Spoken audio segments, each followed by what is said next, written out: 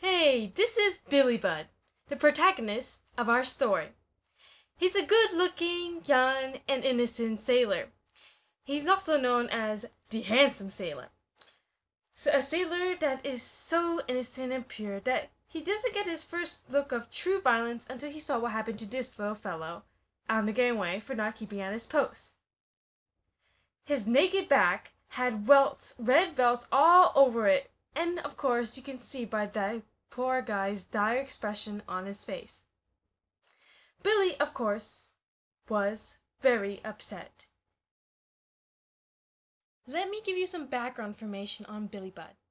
He actually returned a punch to a bully back on his previous voyage on a merchant ship. But since that punch, the bully loved him. Kinda crazy, eh? But if you don't believe me, read the book.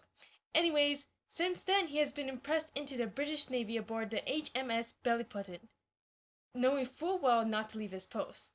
Yet he gets scolded from time to time, like little things, and feels threatened by his superiors.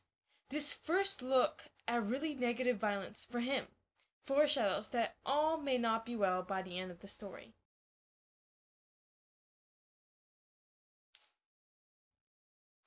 This is John Claggart, the villain and antagonist of poor Billy Budd. He is the master at arms of the Bellipotent, and on the outside he may seem kinda cool, except his true nature is pure evil. He is rather secretive, a wee bit fake on the outside, and has uncontrollable envy of Billy Budd. Excuse me. But he can't do anything about it. He makes the evil and the good versus evil theme of this story. In fact, there were several uses of serpent to describe him. I smell a biblical allusion to the Garden of Eden. Claggart further enhances the contrast with Billy Budd, who represents the good side.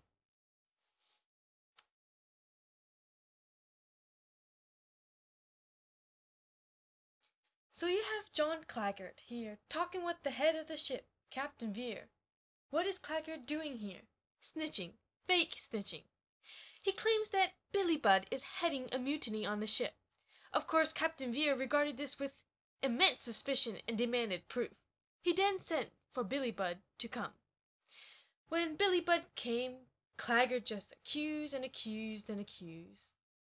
Billy was so angry, but due to his problem of stuttering, he couldn't get any words out. So then he did what he did to the last bully. He attacked Claggart. Unfortunately, Claggart died, as Captain Vere proclaimed, struck dead by an angel of God, yet the angel must hang.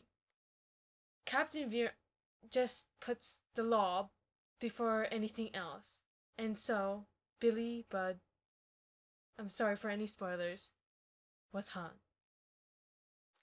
Evil didn't die with John Claggart. It just tainted Billy's goodness, his innocence. His punch that brought death, his punch that, brought peace before, now brought death this time around. And so, the angel of God has fallen.